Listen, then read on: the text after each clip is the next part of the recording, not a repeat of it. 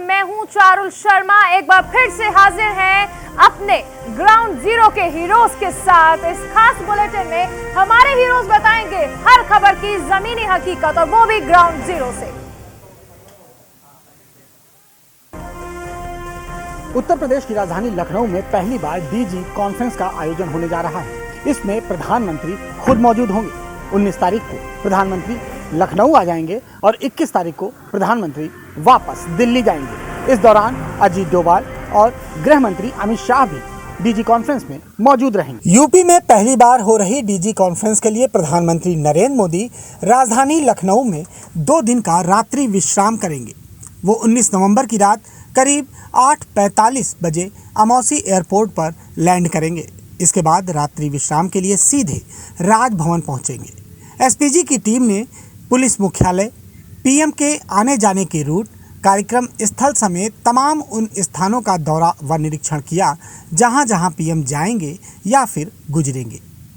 अभी तक 19 नवंबर की रात राजधानी लखनऊ के राजभवन के अलावा पीएम का कहीं और जाने का कार्यक्रम नहीं है। 20 नवंबर की सुबह करीब 9 बजे PM Narendra Modi DG conference में शामिल होंगे। शाम के 7 बजे तक पीएम डीजी कॉन्फ्रेंस में रहेंगे। इसके बाद 5:15 बजे से 7:45 तक वो राजभवन रहेंगे। इस डीजी कॉन्फ्रेंस का आयोजन इंटेलिजेंस ब्यूरो करा रहा है। इंटेलिजेंस ब्यूरो के प्रमुख अरविंद कुमार पहले ही आकर लखनऊ में इसका पूरा जायजा ले चुके हैं। उत्तर प्रदेश के राजधानी लखनऊ में पुलिस मुख्यालय में इसका आयोजन किया जाएगा, जिसे फिलहाल किले की तरह तब्दील कर दिया गया है। Neeraj Mishra, news India, Lucknow. उत्तराखंड के मुख्यमंत्री पुष्कर सिंह धामी ने न्यूज इंडिया से खास बातचीत में ये कहा कि उत्तर प्रदेश और उत्तराखंड के बीच में पिछले 20 सालों से जो विवाद चल रहा था उसका पूरी तरह से निस्तारण लगभग हो चुका है। गौरतलब है कि उत्तर प्रदेश और उत्तराखंड के बीच में जब से बंटवारा हुआ था, बहुत से ऐसे मामले थे जिसका सीमा विस्तार से लेकर बैराज से लेकर गंगा के, इसके अलावा खेत से लेकर कई ऐसे पुल थे जिसका कि निस्तारण नहीं हो पाया था और तमाम सरकारें उत्तर प्रदेश और उत्तराखंड में बनी, लेकिन इसका कहीं भी विवाद जो है लगातार चलता रहा। आज उत्तर प्रदेश के मुख्यमंत्री और उत्तराखंड के मुख्यमंत्री के बीच में हुई बैठक के बीच में इस पूरे मामले में विवाद जो है वो सुलझाने का दावा उत्तर प्रदेश और उत्तराखंड के मुख्यमंत्री ने साफ किया है। पुष्कर सिंह धामी ने न्यूज इंडिया से खास बातचीत में कहा कि अब किसी प्रकार का कोई विवाद नहीं रह गया है और उत्तर प्रदेश और उत्तराखंड के जितने भी मामले लंबे थे वो सारे मामलों का निस्तारण किया है और इसके लिए उन्होंने उत्तर प्रदेश के मुख्यमंत्री का धन्यवाद भी ज्ञापन किया। अभिनव पांडे, न्यूज इंडिया, लखनऊ। सचिव प्रियंका गांधी ने उत्तर प्रदेश में महिला मतदाताओं को अपने साथ जोड़ने के लिए प्रतिज्ञा यात्रा के दौरान की गई प्रतिज्ञाओं में सबसे पहली प्रतिज्ञा का जो ऐलान किया उसमें 40% टिकट महिलाओं को देना सुनिश्चित किया गया। उत्तर प्रदेश में करीब 7 करोड़ महिला मतदाता हैं जिन्हें कांग्रेस अपनी तरफ आकर्षित कर रही है। इसी क्रम में अब कांग्रेस में स्वयंसेवकों का एक संगठन बनाया गया है जिसमें करीब 8000 महिला स्वयंसेवक 150 प्रोफेशनल्स के जरिए कुछ इस तरह से तैयार की जाएंगी जो अलग अलग क्षेत्रों में जाकर महिला मतदाताओं को कांग्रेस के साथ जोड़ने का काम करेंगी। इन महिलाओं को लगभग 2 लाख महिलाओं को प्रतिदिन कांग्रेस पार्टी की योजनाओं के बारे में बताने का जिम्मा सौंपा गया है। राज बिष्ट के साथ शेखर त्रिवेदी, न्यूज इंडिया, लखनऊ। मंत्री अशोक गहलोत ने मंत्रिमंडल पुनर्गठन को लेकर के दिए बयान के बाद में राजस्थान में सियासी हलचल तेज हो गई है। मंत्रिमंडल विस्तार की खबरें लगातार फैली जा रही है। बहरहाल देखा यह जा रहा है कि अब नए फॉर्मूले से जो मंत्रिमंडल को है जो विस्तार किया जाएगा। फिलहाल अगर देखा जाए तो मुख्यमंत्री समेत कुल 21 मंत्री है और वहीं कुल 30 मंत्री बनाए जा सकते हैं, यानी 9 पद खाली है। अगर 3 मंत्री हरीश चौधरी, रघु शर्मा और डोटासरा को हटाया जाता है तो कुल 12 पद खाली हो जाएंगे और 2 से 3 और मंत्री हटाए जाते हैं तो कुल 15 पद खाली हो जाएंगे। 15 जगह पर नई भर्तियां यानी नए मंत्री बनाए जाएंगे, नए विधायकों को मौका मिल सकता है। वहीं अगर एक तरफ देखा जाए तो राजस्थान में 13 ऐसे जिले हैं जहां के विधायक कोई मंत्री नहीं, जहां से कोई मंत्री नहीं है। वहीं अगर ये भी देखा जाए तो हरीश चौधरी, पीसी सदस्य गोविंद सिंह डोटासरा और वहीं रघु शर्मा को मंत्री पद से हटाए जाने के बाद में ये भी पद खाली हो सकते हैं। बहरहाल देखने वाली बात यह होगी राजस्थान में मंत्रिमंडल विस्तार को लेकर के जिस तरह से खबरें चल रही है, कितना मंत्रिमंडल जो है विस्तार जल्द होगा और किन किन विधायकों को मौका मिल सकता है, पायलट के विधायकों को कितना मौका मिल सकता है। बहरहाल बताया ये जा रहा है कि 4 से 5 विधायकों को मौका मिल सकता है, लेकिन बहरहाल सारी खबरें पर्दे के पीछे हैं। जब ये फैसला हो जाए तब एक तस्वीर है जो साफ हो जाएगी कि कितने मंत्रिमंडल में शामिल हो सकते हैं। सहयोगी जितेश के साथ रहमतुल्लाह Khan, news India, Jaipur. India ने देश भर के अंदर अब तक का सबसे बड़ा खुलासा किया है ऑपरेशन अंगूठा। ऑपरेशन अंगूठे के तहत ये बताया गया है कि किस तरह से हमारे हिंदू भाई जो कि पाकिस्तान, बांग्लादेश और अन्य देशों में रहते हैं, वहाँ से पीड़ित हो जाते हैं, परेशान हो जाते हैं और उनसे बचकर अपने धर्म को बचाने के लिए वो हिंदुस्तान में आ जाते हैं, लेकिन यहाँ भी उनका मिसयूज़ किया जाता है और यहाँ भी उनका धर्म परिवर्तन हो रहा है। अवैध रूप से उनका अंगूठा लगाया जाता है और उसके बाद खेल शुरू होता है धर्मांतरण का। इस पूरे खुलासे के बाद पूरे देश में हिंदूवादी संगठन जो है इस न्यूज़ इंडिया के स्टिंग के साथ है, सपोर्ट में है। मैं इस वक्त राजस्थान की राजधानी जयपुर में हूं, जहां पर कई हिंदूवादी संगठन हमारे साथ जुड़े हैं। भाई साहब, क्या कुछ कहना चाहेंगे इस ऑपरेशन अंगूठे को लेकर?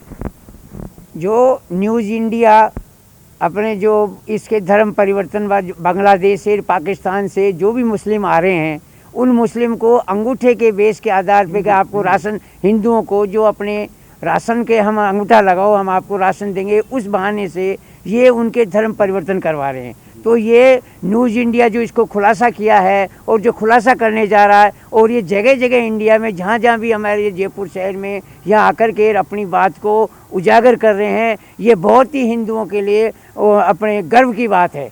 और इनके द्वारा जो ये कार्य किया जा रहा है उजागर, ये बहुत बढ़िया है और इनको करना चाहिए और हम हिंदुओं को इसका साथ देना चाहिए। और जो इस तरह की कार्रवाई कर रहे हैं, इस कार्रवाई को हमका विरोध करना चाहिए।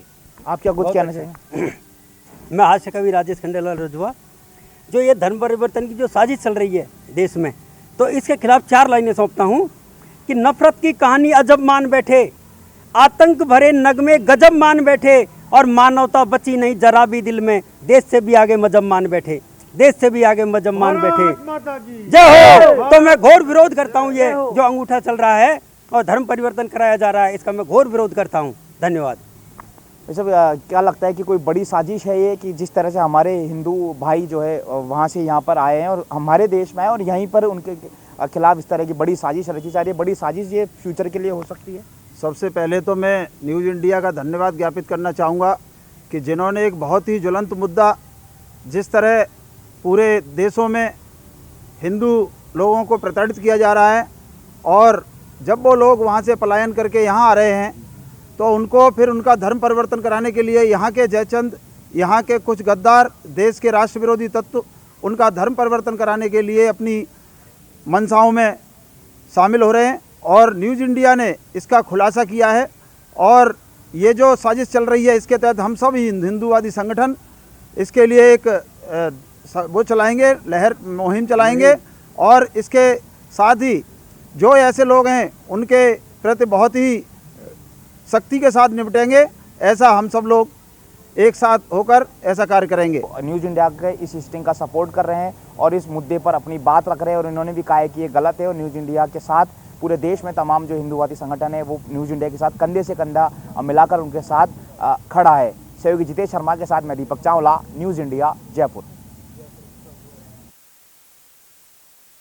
परमवीर सिंह की मुसीबतें दिन पे दिन बढ़ती ही जा रही है। कल मुंबई के मेट्रोपॉलिटन कोर्ट ने परमवीर सिंह को भगोड़ा घोषित करने के बाद उनकी मुसीबतें और भी बढ़ गई थी। वही उन्होंने राज्य सरकार की ओर से की जाए कार्रवाई पर उनको पहले से ही राहत मिले, इस पर सर्वोच्च न्यायालय में उन्होंने एक याचिका दायर की थी और उस पर आज सुनवाई हुई। लेकिन परमवीर सिंह कहाँ है, इसका पहले खुलासा परमवीर सिंह ने करना चाहिए, इस प्रकार की टिप्पणी सर्वोच्च न्यायालय ने की है। लेकिन उसमें ही जिस प्रकार से परमवीर सिंह एक मुंबई के बड़े पद पे रह चुके हैं और उनको ही अगर कानूनी व्यवस्था पर भरोसा नहीं होगा तो ये बात आगे आने वाले 2 लोगों को किस प्रकार से कानूनी व्यवस्था पर भरोसा दिला सकेंगी। इसलिए आने वाले दिनों में अब 22 नवंबर को इस केस की अगली सुनवाई होने वाली है। अब परमवीर सिंह की मुसीबतें और इसमें बढ़ती है या घटती है, ये बात देखने वाली होंगी। न्यूज़ इंडिया के लिए संतोष मोरे, मुंबई। महाराष्ट्र की उद्धव सरकार में मंत्रियों पर हो रही सेंट्रल एजेंसियों की कानूनी कार्रवाई को लेकर अब शरद पवार ने बीजेपी पर निशाना साधा है। दरअसल महाविकास आघाड़ी सरकार के भीष्म पितामह शरद पवार ने बीजेपी पर निशाना साधते हुए कहा कि उनके और उनके अन्य पार्टियों के जो समर्थन के जो नेता हैं उनके ऊपर हो रही कार्रवाई सरासर गलत है। आपको बता दें कि साल 2019 में विधानसभा चुनाव के बाद शरद पवार ही वो शख्स थे जिन्होंने शिवसेना को बीजेपी से अलग कर महाराष्ट्र में 3 दलों की सरकार बनाई थी। उसके बाद से ही ईडी और सीबीआई के रडार पर महाराष्ट्र के कई सारे मंत्री अब तक आ चुके हैं। इसी को लेकर शरद पवार ने बीजेपी को यह भी आईना दिखाया है कि वो महाराष्ट्र में बीजेपी की सरकार नहीं आने देंगे। शरद पवार की इस बयान से एक बार फिर से महाराष्ट्र की राजनीति तेज हो चुकी है। न्यूज़ इंडिया के लिए मुंबई से शुभम पांडे।